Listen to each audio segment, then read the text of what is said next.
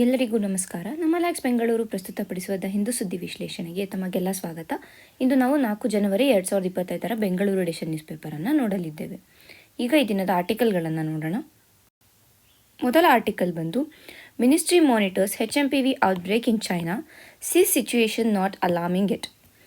ಚೈನಾದಲ್ಲಿ ಹೊಸದಾಗಿ HMPV ವೈರಸ್ನ outbreak start ಆಗಿದೆ. ಏನು ಈ HMPV ಔಟ್ಬ್ರೇಕ್ ಅಂತಂದರೆ, ಹೆಚ್ಚಿನ ಒಂದು ಜನರಲ್ಲಿ ಈ HMPV ವೈರಸ್ ಏನಿದೆ ಇದನ್ನು ಕಾಣ್ತಾ ಇದ್ದಾರೆ ಚೈನಾದಲ್ಲಿ. ಸೊ ಚೈನಾ ನಮ್ಮ ನೈಬರಿಂಗ್ ಕಂಟ್ರಿ ಆಗಿರೋದ್ರಿಂದ ಮತ್ತು ಟ್ರಾವೆಲ್ ಇದು ರಿಲೇಟೆಡ್ ಆಗಿ ಚೈನಾ ಮತ್ತು ಭಾರತದ ನಡುವೆ ಜನರು ಟ್ರಾವೆಲ್ ಮಾಡೋ ಕಾರಣದಿಂದ ಈ ಒಂದು ವೈರಸ್ ಏನಾದ್ರು ಭಾರತದಲ್ಲಿ ಕಾಣಿಸ್ತಾ ಇದೆಯಾ ಅಥವಾ ಭಾರತದಲ್ಲಿ ಹೆಚ್ಚಿನದಾದ ಒಂದು ಇಂಪ್ಯಾಕ್ಟನ್ನು ಮಾಡ್ತಾ ಇದೆಯಾ ಅಂತ ಮಿನಿಸ್ಟ್ರಿ ಚೆಕ್ ಮಾಡಿದೆ. ಆ್ಯಂಡ್ ಏನು ಹೇಳಿದೆ ಮಿನಿಸ್ಟ್ರಿ ಅಂತ ಅಂದರೆ, ಸದ್ಯಕ್ಕೆ ಯಾವುದೇ ರೀತಿಯಾದ ಒಂದು ಭಯ ಇಲ್ಲ ಈ ಒಂದು ವೈರಸ್ ಔಟ್ಬ್ರೇಕಿಂದ ಅಂತ ಹೇಳಿದೆ. ಸೊ ಈ ಒಂದು ನಿಟ್ಟಿನಲ್ಲಿ ನಾವು HMPV ವೈರಸ್ ಬಗ್ಗೆ ಸ್ವಲ್ಪ ಮಾಹಿತಿಯನ್ನು ತಿಳ್ಕೊಳ್ಳೋಣ. ಏನು ಈ HMPV ಅಂದರೆ ಹ್ಯೂಮನ್ ಮೆಟಾನ್ಯೂಮೋವೈರಸ್. ಈ ಒಂದು HMPV ವೈರಸ್ ಅಂದರೆ ಇದು ಏನಾಗುತ್ತೆ ಅಂತಂದರೆ, it is a respiratory disease. ಅಂದರೆ ಈಗ ಹೇಗೆ ನಮ್ಮ ನ್ಯೂಮೋನಿಯಾ ಎಲ್ಲ ಹೇಗೆ ನಮ್ಮ ಲಂಗ್ಸನ್ನು ಬ್ಲಾಕ್ ಮಾಡುತ್ತೆ, ಅದೇ ರೀತಿಯಾಗಿ ಈ ಒಂದು ವೈರಸ್ ಕೂಡ ನಮ್ಮ ಒಂದು ರೆಸ್ಪಿರೇಟರಿ ಸಿಸ್ಟಮ್ ಮೇಲೆ ಅಟ್ಯಾಕ್ ಮಾಡುತ್ತೆ. ಯೂಶ್ವಲಾಗಿ ಇದು ಎಲ್ಲ ಏಜ್ಗಳಲ್ಲೂ ಬರ್ಬೋದು, ಎಲ್ಲ ಏಜ್ನ ಪೀಪಲ್ಗೂ ಇದು ಅಟ್ಯಾಕ್ ಆಗ್ಬೋದು. ಬಟ್ ಹೆಚ್ಚಿನದಾಗಿ ರಿಸ್ಕ್ ಇರುವಂಥದ್ದು ಮಕ್ಕಳು ಮತ್ತು ವಯಸ್ಕರಲ್ಲಿ ಇದರ ಒಂದು ರಿಸ್ಕ್ ಏನಿದೆ ಅದು ಹೆಚ್ಚಿದೆ ಅಂತ ನಾವು ತಿಳ್ಕೊಬೇಕು. ಮತ್ತು ಈ ಒಂದು ವೈರಸ್ನ ಡಿಸ್ಕವರ್ ಮಾಡಿರೋದು 2001ರಲ್ಲಿ ಡಿಸ್ಕವರ್ ಮಾಡಿರೋದು. ಮತ್ತು ಈ ವೈರಸ್ನ ಫ್ಯಾಮಿಲಿ ಬಂದು ನ್ಯೂಮೋವಿರಿಡೆ ಫ್ಯಾಮಿಲಿ ಅಂತ ಬರುತ್ತೆ. ಸೊ ಇಲ್ಲಿ ನ್ಯೂಮೋವಿರಿಡೆ ಅಂದರೆ ನಮಗೇನು ಗೊತ್ತಿರಬೇಕಂದ್ರೆ, ಈ ನ್ಯೂಮೋನಿಯಾ ಬರುವಂತಹ ವೈರಸ್ ಏನಿದೆ ಅದೇ ಫ್ಯಾಮಿಲಿಗೆ ಈ ಒಂದು ವೈರಸ್ ಕೂಡ ಸೇರಿದೆ ಅನ್ನೋದು ನಮಗೆ ಗೊತ್ತಿರಬೇಕು. ಮತ್ತು ಇನ್ನು ಇದರ ಸಿಮ್ಟಮ್ಸ್ ಯಾವ ರೀತಿಯಾಗಿ ಇರುತ್ತೆ ಅಂತ ನಾವು ನೋಡಿದ್ರೆ, ಕಾಫ್, ಕೆಮ್ಮಿರುತ್ತೆ, ಜ್ವರ, ಮತ್ತು ಮೂಗು ಕಟ್ಕೊಂಡಿರ್ತಾನೆ, ನೇಸಲ್ ಕಂಜೆಷನ್ ಏನಿರುತ್ತೆ ಅದು, ಇಲ್ಲ ಶಾರ್ಟ್ನೆಸ್ ಆಫ್ ಬ್ರೆತ್ ಅಂದರೆ ನಮಗೆ ಫುಲ್ ದೀರ್ಘವಾಗಿ ಉಸಿರಾಡೋದಕ್ಕೆ ಆಗೋದಿಲ್ಲ, ಆ ರೀತಿಯಾದ ಒಂದು ಸಿಮ್ಟಮ್ಸನ್ನು ನಾವು ನೋಡ್ಬೋದು. ಇಲ್ಲ ಈ ಒಂದು ಸಿಮ್ಟಮ್ಸನ್ನು ನಾವು ಇನಿಷಿಯಲ್ ಸ್ಟೇಜಲ್ಲಿ ಐಡೆಂಟಿಫೈ ಮಾಡಲಿಲ್ಲ ಅಂತಂದರೆ ಮುಂದೆ ಇದೋಗಿ ಸೀರಿಯಸ್ ಪ್ರಾಬ್ಲಮ್ ಆಗಿ ಬ್ರಾಂಕೈಟಿಸ್ ಇಲ್ಲ ಅಂದರೆ ನ್ಯೂಮೋನಿಯಾ ಆಗಿ ಟರ್ನ್ ಆಗುತ್ತೆ ಅನ್ನೋದು ನಮಗೆ ಗೊತ್ತಿರಬೇಕು. ಮತ್ತು ಈ ಒಂದು HMPV ವೈರಸ್ ಏನಿದೆ ಇಟ್ ಇಸ್ ಕಮ್ಯುನಿಕಬಲ್ ಡಿಸೀಸ್. ಹಾಗಾದರೆ ಕಮ್ಯುನಿಕಬಲ್ ಡಿಸೀಸ್ ಅಂದರೆ ಏನು? ಈಗ ಒಂದು ಪರ್ಸನ್ಗೆ ಕೇವಲ ಸ್ಪರ್ಶದಿಂದ ಇರ್ಬೋದು, ಇಲ್ಲ ಮಾತನಾಡುವಾಗ ಆ ಎಂಜಿಲು ಸಲೈವಾ ಟಚ್ ಆಗೋದ್ರಿಂದ ಇರ್ಬೋದು, ಇಲ್ಲ ಹ್ಯಾಂಡ್ ಶೇಕಿಂಗಿಂದ ಇರ್ಬೋದು, ಇಲ್ಲ ಯಾವ್ದಾದ್ರು ಸೆಕ್ರೇಷನ್, ಕಾಫಿಂಗ್, ಸ್ನೀಸಿಂಗ್ ಇದೆಲ್ಲ ಅಂದರೆ ಕೆಮ್ಮಿದಾಗ ಇಲ್ಲ ಅಂದರೆ ಸೀನ್ದಾಗ ಈ ರೀತಿಯಿಂದ ಈ ಒಂದು ವೈರಸ್ ಟ್ರಾನ್ಸ್ಮಿಟ್ ಆಗ್ಬೋದು one person to another person. ಹಾಗಾಗಿ ಇದನ್ನ ನಾವು ಕಮ್ಯುನಿಕೇಬಲ್ ಡಿಸೀಸ್ ಅಂತ ಹೇಳ್ತೀವಿ. ನಮಗೆ ಪ್ರಿಲಿಮ್ಸ್ ಪಾಯಿಂಟ್ ಆಫ್ ವ್ಯೂ ಅಲ್ಲಿ ಏನೇನು ಇಂಪಾರ್ಟೆಂಟ್ ಆಗುತ್ತೆ ಅಂತಂದರೆ, ಈ ಒಂದು ವೈರಸ್ನ ಡಿಸ್ಕವರ್ ಆಗಿದ್ದು ಯಾವಾಗ, ಯಾವ ಒಂದು ವೈರಸ್ ಫ್ಯಾಮಿಲಿಗೆ, ಇದರ ಸಿಮ್ಟಮ್ಸ್ ಏನು, ಕಮ್ಯುನಿಕೇಬಲ್ ಡಿಸೀಸಾ ಅಲ್ವಾ, ಯಾವ ಒಂದು ಏಜ್ ಗ್ರೂಪನ್ನು ಇದು ಹೆಚ್ಚಿನದಾಗಿ ಅಫೆಕ್ಟ್ ಮಾಡುತ್ತೆ, ಇದೆಲ್ಲ ಬೇಸಿಕ್ ಇನ್ಫಾರ್ಮೇಷನ್ ನಮಗೆ ಈ ಒಂದು ಟಾಪಿಕ್ಕಿಂದ ಗೊತ್ತಿರಬೇಕು. ಈಗ ಮುಂದಿನ ಆರ್ಟಿಕಲ್ ನೋಡೋಣ. India cross border insolvency and legal reform. ನಮಗೆಲ್ಲ ತಿಳಿದೇ ಇದೆ, ಆಫ್ಟರ್ LPG ರಿಫಾರ್ಮ್ಸ್ ಏನು 1991ನಲ್ಲಿ ಲಿಬ್ರಲೈಸೇಷನ್, ಪ್ರೈವೇಟೈಸೇಷನ್, ಗ್ಲೋಬಲೈಸೇಷನ್ ಆಯಿತು. ಇದಾದಮೇಲೆ ಭಾರತದ ಮಾರ್ಕೆಟ್ ಏನಿದೆ ಅದು ಇತರೆ ದೇಶಗಳಿಗೆ ಓಪನ್ ಮಾಡಿದ್ವಿ ನಾವು. ಅಂದರೆ ಇತರೆ ದೇಶಗಳು ಮತ್ತು ಭಾರತ ಟ್ರೇಡನ್ನು ಮಾಡೋದಕ್ಕೆ ಓಪನ್ ಆಯಿತು. ಸೊ ಆಗ್ಲಿಂದ ಈ ಕ್ರಾಸ್ ಬಾರ್ಡರ್ ಇನ್ಸಾಲ್ವೆನ್ಸಿ ಏನಿದೆ ಇದು ಏನಂತೀವಿ ಮೇನ್ ಲೈಟಿಗೆ ಬಂದಿದೆ ಅಂತ ಹೇಳ್ಬೋದು. ಏಕೆ ಅಂತಂದರೆ ಈಗ ಭಾರತದ ಜೊತೆ ಯಾವುದೋ ಒಂದು ಕಂಟ್ರಿಯಲ್ಲಿ ಟ್ರೇಡ್ ಮಾಡಿ, ಭಾರತ ಜೊತೆ ಯಾವುದೋ ಒಂದು ಕಂಟ್ರಿಯ ಪರ್ಸನ್ ಅಥವಾ ಯಾವುದೋ ಒಂದು ಆರ್ಗನೈಸೇಷನ್, ಯಾವುದೋ ಒಂದು ಇನ್ಸ್ಟಿಟ್ಯೂಷನ್ ಟ್ರೇಡ್ ಮಾಡಿದೆ ಅಂತಂದರೆ, ಆ ಒಂದು ಟ್ರೇಡಲ್ಲಿ ಏನಾದ್ರು ಪ್ರಾಬ್ಲಮ್ ಆಯಿತು ಅಂದರೆ ಹೇಗೆ ಅದನ್ನ ಸಾಲ್ವ್ ಮಾಡ್ಕೋಬೋದು ಅನ್ನೋ ಒಂದು ಪ್ರೊಸೀಜರನ್ನು ಈ ಕ್ರಾಸ್ ಬಾರ್ಡರ್ ಇನ್ಸಾಲ್ವೆನ್ಸಿ ಕೊಡುತ್ತೆ. ಸೊ ಈ ಒಂದು ನಿಟ್ಟಿನಲ್ಲಿ ನಾವು ಇಂಡಿಯಾಲಿ ಯಾವ ರೀತಿಯಾದ ಇನ್ಸಾಲ್ವೆನ್ಸಿ ಆ್ಯಕ್ಟ್ಸ್ಗಳಿದೆ, ಮತ್ತು ಈ ಕ್ರಾಸ್ ಬಾರ್ಡರ್ ಇನ್ಸಾಲ್ವೆನ್ಸಿಯ ನೆಸೆಸಿಟಿ ಏನು, ಮತ್ತು ಏನು ರಿಫಾರ್ಮ್ ಸದ್ಯಕ್ಕೆ ಭಾರತದಲ್ಲಿ ತರಬೇಕಾಗುತ್ತೆ with respect to cross border insolvency ಅನ್ನೋದನ್ನ ನಾವು ನೋಡೋಣ. ಸೊ ಮೊದಲಿಗೆ ಬಂದು ಭಾರತದಲ್ಲಿ 1848ನಲ್ಲಿ ಇಂಡಿಯನ್ ಇನ್ಸಾಲ್ವೆನ್ಸಿ ಆ್ಯಕ್ಟ್ ಅಂತ, ಅಂದರೆ 1848 ಅಂತ ಅಂದಾಗ ಇದನ್ನು ಬ್ರಿಟಿಷ್ ಇಂಡಿಯಾ ಟೈಮಲ್ಲಿ ಸೊ ಇಂಡಿಯನ್ ಇನ್ಸಾಲ್ವೆನ್ಸಿ ಆ್ಯಕ್ಟ್ ಅನ್ನೋ ಒಂದು ಆ್ಯಕ್ಟನ್ನು ಪಾಸ್ ಮಾಡಿದರು. This is the first insolvency law introduced in India, ಅದು ನಮಗೆ ಗೊತ್ತಿರಬೇಕು. ಇದಾದಮೇಲೆ ಮತ್ತೆ ಇದನ್ನು 1909 ಪ್ರೆಸಿಡೆನ್ಸಿ ಟೌನ್ ಇನ್ಸಾಲ್ವೆನ್ಸಿ ಆ್ಯಕ್ಟ್ಸ್ ಅಂತ ಅಂದ್ಬಿಟ್ಟು ಒಂದು ಆ್ಯಕ್ಟನ್ನು ಪಾಸ್ ಮಾಡಿ ಇದನ್ನು ರೀಪ್ಲೇಸ್ ಮಾಡಿದೆ.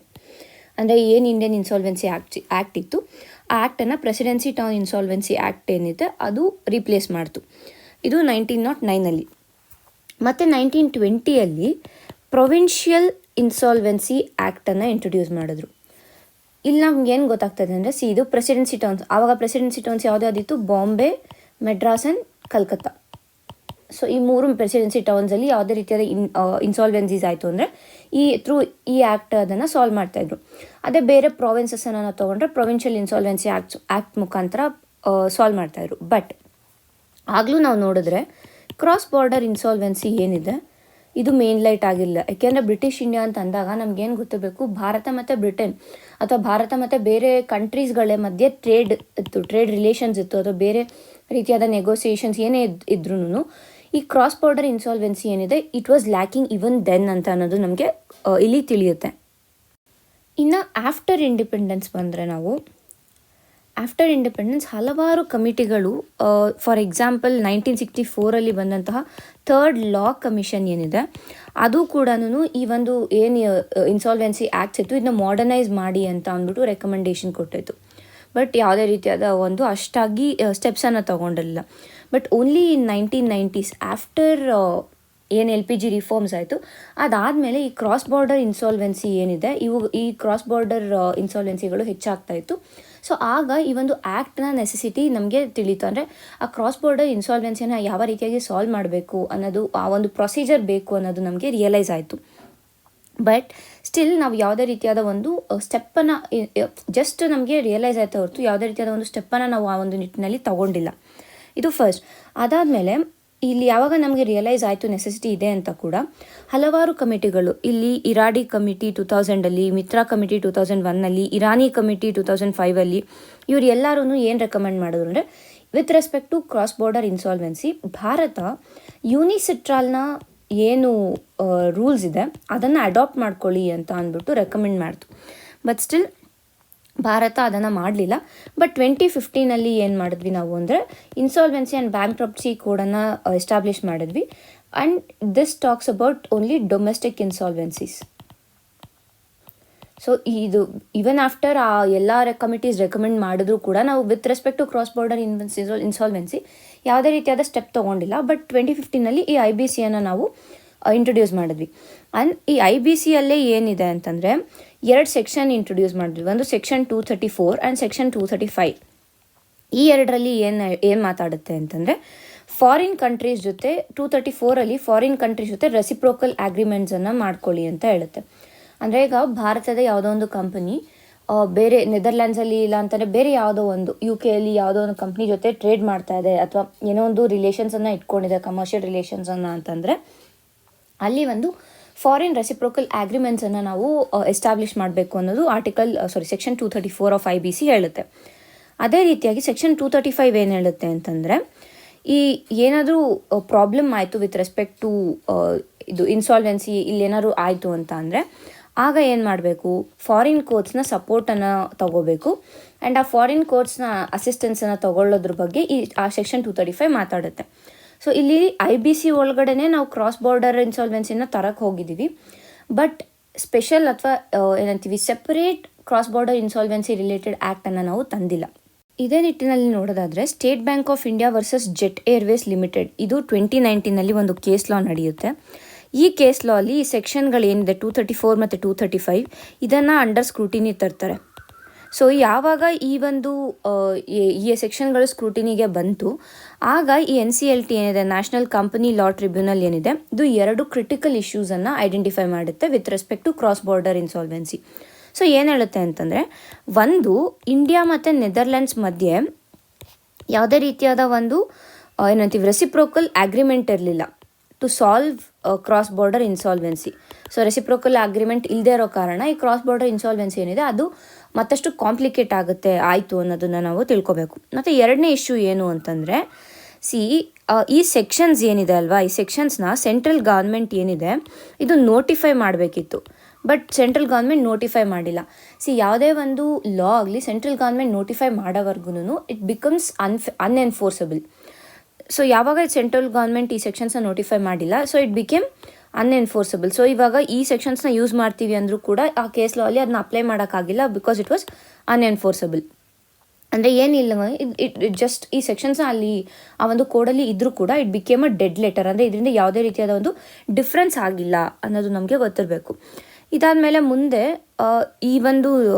ಈ ಇಶ್ಯೂ ಆದಮೇಲೆ NCLT ಈ ಇಶ್ಯೂಸನ್ನು ಐಡೆಂಟಿಫೈ ಮಾಡಿದ್ಮೇಲೆ ಮಿನಿಸ್ಟ್ರಿ ಆಫ್ ಕಾರ್ಪೊರೇಟ್ ಅಫೇರ್ಸ್ ಏನಿದೆ ಇದೇನು ಮಾಡುತ್ತೆ ಅಂದರೆ ಇನ್ಸಾಲ್ವೆನ್ಸಿ ಲಾ ಕಮಿಟಿ ಮತ್ತು ಕ್ರಾಸ್ ಬಾರ್ಡರ್ ಇನ್ಸಾಲ್ವೆನ್ಸಿ ರೆಗ್ಯುಲೇಷನ್ ಕಮಿಟಿಯನ್ನು ಸ್ಥಾಪಿಸುತ್ತೆ 2 ಸತಿ. ಫಸ್ಟ್ ಒನ್ನು 2018 ಸೆಕೆಂಡ್ ಒನ್ನ 2020. ಈ ಎರಡೂ ಕಮಿಟೀಸ್ ಕೂಡ ಈ ಮುಂಚೆ ಏನು ಕಮಿಟೀಸ್ ಹೇಳಿದ್ವು ಯೂನಿಸಿಟ್ರಲ್ ಲಾಸನ್ನು ಅಡಾಪ್ಟ್ ಮಾಡಿ ಅಂತ, ಅದೇ ರೆಕಮೆಂಡೇಷನ್ಸನ್ನು ಕೊಡುತ್ತೆ. ಬಟ್ ಸ್ಟಿಲ್ ಭಾರತ ಅದನ್ನು ಆಕ್ಸೆಪ್ಟ್ ಮಾಡ್ಕೊಂಡಿಲ್ಲ. ಅಂದರೆ ಗವರ್ನಮೆಂಟ್ ಈಗ ಇನ್ನು ಸದ್ಯಕ್ಕೆ ಈ ಕ್ರಾಸ್ ಬಾರ್ಡರ್ ಇನ್ಸಾಲ್ವೆನ್ಸಿಯನ್ನು ನಾವು ಅಡಾಪ್ಟ್ ಮಾಡ್ಕೋತೀವಿ ಅಂತ ಸದ್ಯಕ್ಕೆ ಹೇಳಿಲ್ಲ. ಈ ಎಲ್ಲದನ್ನು ನಾವು ನೋಡಿದಾಗ ನಮಗೇನು ತಿಳಿಯುತ್ತೆ ಅಂದರೆ ಏನು ನೆಸೆಸಿಟಿ ಇದೆ. ಸೊ ರಿಫಾರ್ಮ್ ಅಗತ್ಯ ಇದೆ ನಮಗೆ to solve cross border insolvencies in effective and efficient manner. So ಹಾಗಾಗಿ ಏನು ಮಾಡಬೇಕು ಅಂತಂದರೆ ಮೊದಲಿಗೆ ಇದುವರೆಗೂ ರೆಕಮೆಂಡ್ ಮಾಡಿರುತ್ತೆ. ಸೊ ಇಲ್ಲಿ ಸೊಲ್ಯೂಷನ್ಸ್ ಅಥವಾ ರೆಕಮೆಂಡೇಷನ್ಸ್ ಅಥವಾ ಸಜೆಷನ್ಸ್ ಏನು ರಿಫಾರ್ಮ್ಗೆ ಅಂತಂದರೆ, ಮೊದಲಿಗೆ ಎಲ್ಲರೂ ಇದುವರೆಗೂ ಹಲವಾರು ಕಮಿಟಿಗಳು ಹೇಳಿರೋ ಥರ ಈ ಯೂನಿಸಿಟ್ರಲ್ ಲಾ ಏನಿದೆ ಈ ಯೂನಿಸಿಟ್ರಲ್ ಲಾ ಅನ್ನು ಅಡಾಪ್ಟ್ ಮಾಡ್ಕೋಬೇಕು ಭಾರತ. ಸೊ ಇದರಿಂದ ಏನಾಗುತ್ತೆ ಅಂದರೆ ಜುಡಿಷಿಯಲ್ ಪೆಂಡೆನ್ಸೀಸ್ ಏನಿದೆ ಇದು ರೆಡ್ಯೂಸ್ ಆಗುತ್ತೆ, ಆ್ಯಂಡ್ ಜುಡಿಷಿಯಲ್ ಬರ್ಡನ್ ಕೂಡ ರೆಡ್ಯೂಸ್ ಆಗುತ್ತೆ. ಇವಾಗ ಏನಾಗುತ್ತೆ ಅಂತಂದರೆ, ಏನೋ ಒಂದು ಲಾ ವಿತ್ ರೆಸ್ಪೆಕ್ಟ್ ಟು ಯಾವುದೋ ಕಂಪನಿ ಏನೋ ಪ್ರಾಬ್ಲಮ್ ಆಗಿದೆ ಅಂತಂದರೆ NCLT ಬಂದು ಫೈನಲ್ ಅಥಾರಿಟಿ ಇದೆ. ಬಟ್ ಯಾವಾಗ NCLT ಆರ್ಡರ್ ಏನಾದ್ರು ಸ್ಯಾಟಿಸ್ಫೈ ಆಗಿಲ್ಲ ಅಂದರೆ ಇಲ್ಲಿ go to supreme court. So supreme court ಅಂತ ಬಂದಾಗ ಇಲ್ಲಿ again pendency of cases, judicial burden ಇರ್ಬೋದು, ಪೆಂಡೆನ್ಸಿ ಆಫ್ ಕೇಸಸ್ ಇರ್ಬೋದು, ಇದೆಲ್ಲ ಇನ್ಕ್ರೀಸ್ ಆಗುತ್ತೆ. ಮತ್ತು ಡಿಲೇಸ್ ಇರ್ಬೋದು ಅಥವಾ ಅಡಿಷ್ನಲ್ ಕಾಸ್ಟ್ ಬರ್ಡನ್ ಇರ್ಬೋದು, ಎಲ್ಲನೂ ಹೆಚ್ಚಾಗುತ್ತೆ. ಸೊ ಅದನ್ನೆಲ್ಲ ರೆಡ್ಯೂಸ್ ಮಾಡಬೇಕಂದ್ರೆ ಯೂನಿಸಿಟ್ರಲ್ದು ಏನು ಮಾಡೆಲ್ ಇದೆ, ಯೂನಿಸಿಟ್ರಲ್ ಮಾಡೆಲ್ ಏನಿದೆ ಅದನ್ನು ಅಡಾಪ್ಟ್ ಮಾಡ್ಕೊಳ್ಳಿ ಅಂತ ಇಲ್ಲಿ ಸಜೆಸ್ಟ್ ಮಾಡ್ತಾ ಇದ್ದಾರೆ. ಮತ್ತು ಸೆಕೆಂಡ್ ಸಜೆಷನ್ ಏನು ಅಂತಂದರೆ, ಈಗ ಭಾರತ ಮತ್ತು ಫಾರಿನ್ ಕೋರ್ಟ್ಸ್ ನಡುವೆ ಕಮ್ಯುನಿಕೇಷನ್ ಏನಿರುತ್ತೆ ಅದು ಎಫೆಕ್ಟಿವ್ ಆಗಿರಬೇಕು. ಸೊ ಸದ್ಯಕ್ಕಿರುವಂಥ ಕಮ್ಯುನಿಕೇಷನ್ ಇದೆ ಇಟ್ ಈಸ್ ಔಟ್ಡೇಟೆಡ್. ಸೊ ಏನು ಮಾಡಿ ಅಂತಂದರೆ ಜುಡಿಷಿಯಲ್ ಇನ್ಸಾಲ್ವೆನ್ಸಿ ನೆಟ್ವರ್ಕ್ ಗೈಡ್ಲೈನ್ಸ್ ಏನಿದೆ, ಜುಡಿಷಿಯಲ್ ಇನ್ಸಾಲ್ವೆನ್ಸಿ ನೆಟ್ವರ್ಕ್ ಗೈಡ್ಲೈನ್ಸ್ ಅಂತ ಇದೆ. ಸೊ ಈ ಗೈಡ್ಲೈನ್ಸನ್ನು ಭಾರತ ಅಡಾಪ್ಟ್ ಮಾಡ್ಕೊಬೇಕು. ಮತ್ತು modalities of court to court communication ಅಂತ ಒಂದು ಇದು ಕೂಡ ಇದೆ, ಒಂದು ರೂಲ್ಸ್ ಇದೆ, ಅದನ್ನು ಕೂಡ ಭಾರತ ಅಡಾಪ್ಟ್ ಮಾಡ್ಕೊಬೇಕು. ಸೊ ಇದು ಎರಡರಿಂದ ಏನಾಗುತ್ತೆ ಅಂದರೆ ಭಾರತದ ಜುಡಿಷಿಯರಿ ಏನಿದೆ ಇದು ಕೂಡ ಮಾಡರ್ನೈಸ್ ಆಗುತ್ತೆ. ಸೊ ಇದರಿಂದ effective communication between the Indian government and the foreign courts can be established ಅಂತ ಇಲ್ಲಿ ಹೇಳ್ತಾ ಇದ್ದಾರೆ. ಮತ್ತು ಮೂರನೇ ಸಜೆಷನ್ ಏನು ಕೊಡ್ತಾರೆ ಇಲ್ಲಿ ಅಂತಂದರೆ, ಈ ನಮ್ಮ IBC ಏನಿದೆ ಅಲ್ವಾ, ಇನ್ಸಾಲ್ವೆನ್ಸಿ ಆ್ಯಂಡ್ ಬ್ಯಾಂಕ್ರಪ್ಸಿ ಕೋಡ್, ಇದರಲ್ಲಿ ಏನು ಹೇಳುತ್ತೆ ಅಂದರೆ ಸಿವಿಲ್ ಕೋರ್ಟ್ಸ್ ಏನಿದ್ದಾವೆ ಇದು ಯಾವುದೇ ರೀತಿಯಾದ ಇನ್ಸಾಲ್ವೆನ್ಸಿ ಕೇಸಸ್ನ ಏನಂತೀವಿ ತನ್ನ ಒಂದು ಜುರಿಸ್ಟಿಕ್ಷನಲ್ಲಿ ತಗೋಬಾರ್ದು ಅಂತ ಹೇಳುತ್ತೆ. ಆದರೆ ಇನ್ಕ್ಲೂಡಿಂಗ್ ಕ್ರಾಸ್ ಬಾರ್ಡರ್ ಇದು ಇನ್ಸಾಲ್ವೆನ್ಸೀಸ್ನು ತಗೋಬಾರ್ದು ಅಂತ IBC ಹೇಳುತ್ತೆ. ಬಟ್ ಇದನ್ನು ನಾವು ನೋಡಿದಾಗ ಏನಾಗುತ್ತೆ, NCLT ಮೇಲೆ ಎಲ್ಲನೂ ಹೊರೆ ಬರುತ್ತೆ. ಆದರೆ ಪ್ರಾಬ್ಲಮ್ ಏನು ಅಂದರೆ NCLTಗೆ ಬೇಕಾದಂತಹ ಪವರನ್ನು ಕೊಟ್ಟಿಲ್ಲ to enforce or to recognise foreign judgments or proceedings. So ಹೀಗಿರುವಾಗ ಏನಾಗುತ್ತೆ ಅಂತಂದರೆ ಇದರ ಎಫೆಕ್ಟಿವ್ನೆಸ್ ಏನಿರುತ್ತೆ ಅಥವಾ ಎಫಿಷಿಯನ್ಸಿ ಏನಿದೆ ಎಫಿಷಿಯನ್ಸಿ ರೆಡ್ಯೂಸ್ ಆಗುತ್ತೆ with respect to solving or managing cross border insolvency cases. So ಹಾಗಾಗಿ ಏನು ಮಾಡಬೇಕು ಅಂತಂದರೆ NCLTಗೆ ಪವರ್ಸನ್ನು ಕೊಡಬೇಕು ಸೊ ದಟ್ ಇಟ್ ಕ್ಯಾನ್ ಏನಂತೀವಿ interpret or recognise or enforce foreign courts rulings ಅಂತ ಅಂದ್ಬಿಟ್ಟು ಇಲ್ಲಿ ಇನ್ನೊಂದು ಸಜೆಷನನ್ನು ಕೊಡ್ತಾ ಇದ್ದಾರೆ. ಸೊ ಈಗ ಭಾರತ ತನ್ನ ಒಂದು ಏನಂತೀವಿ ಎಕನಾಮಿಕ್ ಗ್ರೋತ್ ಮತ್ತು ಟ್ರೇಡ್ ರಿಲೇಷನ್ಸನ್ನು ಎಕ್ಸ್ಪ್ಯಾಂಡ್ ಮಾಡ್ತಾ ಇರೋವಾಗ ಮತ್ತು ತನ್ನ ಒಂದು ಕಂಪನೀಸ್ ಏನಿದೆ ಅವು ಔಟ್ಡೋರಲ್ಲಿ ಅಥವಾ ಅಬ್ರಾಡಲ್ಲಿ ಕಂಪನೀಸನ್ನು ಸೆಟಪ್ ಮಾಡ್ತಾ ಇರೋವಾಗ ಈ ಒಂದು ಗ್ರೋತ್ ಫೇಸ್ ಏನಿದೆ ಈ ಫೇಸಲ್ಲಿ ಕ್ರಾಸ್ ಬಾರ್ಡರ್ ಇನ್ಸಾಲ್ವೆನ್ಸಿ ಬಹಳ ಮುಖ್ಯ ಆಗುತ್ತೆ. ಸೊ ಹಾಗಾಗಿ now is the time that government ಏನಿದೆ ಅದು ಕ್ರಾಸ್ ಬಾರ್ಡರ್ ಇನ್ಸಾಲ್ವೆನ್ಸಿ ಲಾ ರಿಲೇಟೆಡ್ ಲಾ ಏನಿದೆ ಅದನ್ನ ಜಾರಿಗೆ ತರಬೇಕು ಅನ್ನೋದು ಈ ಒಂದು ಆರ್ಟಿಕಲ್ನ ಸಾರಾಂಶ ಆಗಿದೆ. ಮುಂದಿನ ಆರ್ಟಿಕಲ್ ನೋಡೋಣ. Water woes India needs to deal with rising levels of nitrate in ground water. ನಾವು ಮೊನ್ನೆ ಅಷ್ಟೇ ನೋಡಿದ್ವಿ, ಸೆಂಟ್ರಲ್ ಗ್ರೌಂಡ್ ವಾಟರ್ ಬೋರ್ಡ್ ಏನಿದೆ ಈ ಒಂದು ಬೋರ್ಡ್ ಬಂದು ಆ್ಯನ್ಯುಯಲ್ ಆಗಿ ಗ್ರೌಂಡ್ ವಾಟರ್ ಅಸೆಸ್ಮೆಂಟನ್ನು ನಡೆಸುತ್ತೆ. ಸೊ ಆ ಒಂದು ಅಸೆಸ್ಮೆಂಟಲ್ಲಿ ನಮಗೆ ತಿಳಿದಿದ್ದೇನು ಅಂತಂದರೆ ಭಾರತದ ಸುಮಾರು 56% ಆಫ್ ಡಿಸ್ಟ್ರಿಕ್ಟ್ಸ್ ಅಂದರೆ ಅರ್ಧಕ್ಕೂ ಹೆಚ್ಚಿನ ಡಿಸ್ಟ್ರಿಕ್ಟ್ಸಲ್ಲಿ ನೈಟ್ರೇಟ್ ಪೊಲ್ಯೂಷನ್ ಹೆಚ್ಚಾಗಿದೆ ಅಂತ. ಸೊ ನೈಟ್ರೇಟ್ ಪೊಲ್ಯೂಷನ್ ಅಂತ ಬಂದಾಗ ನಮಗೆ 2 ಮೇಜರ್ ಕನ್ಸರ್ನ್ಸ್ ಬರುತ್ತೆ.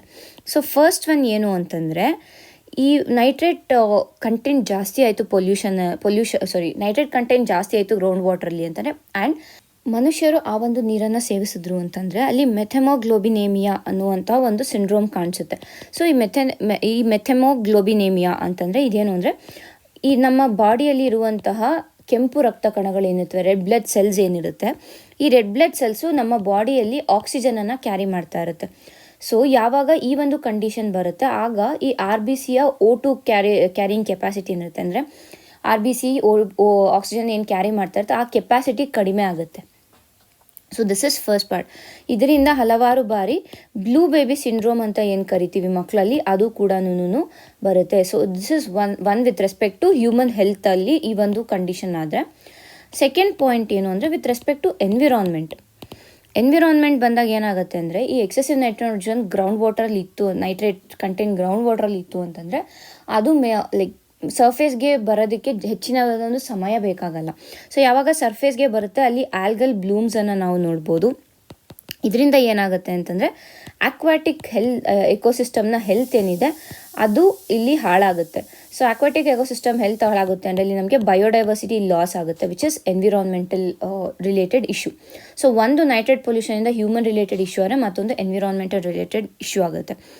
ಆ್ಯಂಡ್ ಮತ್ತೊಂದು ಇಂಪಾರ್ಟೆಂಟ್ ವಿಷಯ ಈ ಒಂದು ಆ್ಯನ್ಯುವಲ್ ಅಸೆಸ್ಮೆಂಟಿಂದ ತಿಳಿದಿದ್ದೇನು ಅಂತಂದರೆ, ರಾಜಸ್ಥಾನ್, ಕರ್ನಾಟಕ ಮತ್ತು ತಮಿಳುನಾಡುವಲ್ಲಿ largest extent of nitrate contamination ಇದೆ. ರಾಜಸ್ಥಾನಲ್ಲಿ ಇಟ್ ವಾಸ್ ಅಪ್ರಾಕ್ಸಿಮೇಟ್ಲಿ 49%, ಕರ್ನಾಟಕಲ್ಲಿ 48% ಆ್ಯಂಡ್ ತಮಿಳುನಾಡುವಲ್ಲಿ 37%. ಆ್ಯಂಡ್ ಇವುಗಳ ಜೊತೆ ಮಧ್ಯಪ್ರದೇಶ್ ಇರ್ಬೋದು, ಗುಜರಾತ್ ಇರ್ಬೋದು, ಇಲ್ಲೂ ಎಲ್ಲಾನು ನೈಟ್ರೇಟ್ ಪೊಲ್ಯೂಷನ್ ಏನಿದೆ ಅದು annual pollution, like year round ಈ ಪೊಲ್ಯೂಷನ್ದು ಇಶ್ಯೂ ಏನಿದೆ ಅದು ನಡೀತಾನೆ ಇರುತ್ತೆ. ಸೊ ಈ ಏರಿಯಾಸನ್ನು ನೋಡಿದ್ರೆ ನಮ್ಗೇನು ತಿಳಿಯುತ್ತೆ ಅಂದರೆ, ಸೆಂಟ್ರಲ್ ಆ್ಯಂಡ್ ಸದರ್ನ್ ಇಂಡಿಯಾ ಏನಿದೆ ಈ ಒಂದು ರೀಜನಲ್ಲಿ ನೈಟ್ರೇಟ್ ಪೊಲ್ಯೂಷನ್ ಹೆಚ್ಚಿದೆ ಅನ್ನೋದು ನಮಗೆ ತಿಳಿತಾ ಇದೆ. ಸೊ ಯಾಕೆ ಅಂತ ನಾವು ಅನಲೈಸ್ ಮಾಡಿದಾಗ ಇಲ್ಲಿ ನಮಗೆ ಏನು ತಿಳಿಯುತ್ತೆ ಅಂದರೆ, ಬಿಕಾಸ್ ಆಫ್ ಇಂಟೆನ್ಸಿವ್ ಅಗ್ರಿಕಲ್ಚರನ್ನು ಈ ಒಂದು ಏರಿಯಾಲಿ ಪ್ರಾಕ್ಟೀಸ್ ಮಾಡ್ತಾ ಇರೋದ್ರಿಂದ ಈ ಎಕ್ಸೆಸಿವ್ ನೈಟ್ರೇಟ್ ಪೊಲ್ಯೂಷನ್ ಆಗ್ತಾ ಇದೆ ಈ ಒಂದು ರೀಜನ್ಸಲ್ಲಿ ಅಂತ ಅಂದ್ಬಿಟ್ಟು ಈ ಅಸೆಸ್ಮೆಂಟಲ್ಲಿ ತಿಳಿದಿದೆ. ಸೊ ಇದಿಷ್ಟು ಫಸ್ಟ್ ಪ್ರಾಬ್ಲಮ್ ಏನು ನೈಟ್ರೇಟ್ ಪೊಲ್ಯೂಷನ್. ಆದರೆ ನೆಕ್ಸ್ಟ್ ಬಂದು ಫ್ಲೂರೈಡ್ ಕಂಟಾಮಿನೇಷನ್ ಬಗ್ಗೆ ಮಾತಾಡುತ್ತೆ ಈ ಒಂದು ರಿಪೋರ್ಟ್. ಸೊ ಫ್ಲೂರೈಡ್ ಕಂಟಾಮಿನೇಷನ್ ಇದೆ, ಇದು ಕೂಡ ಇಟ್ ಈಸ್ ಏನಂತೀವಿ ಹೈ ರಿಸ್ಕ್ ಅಂತಲೇ ಹೇಳ್ಬೋದು.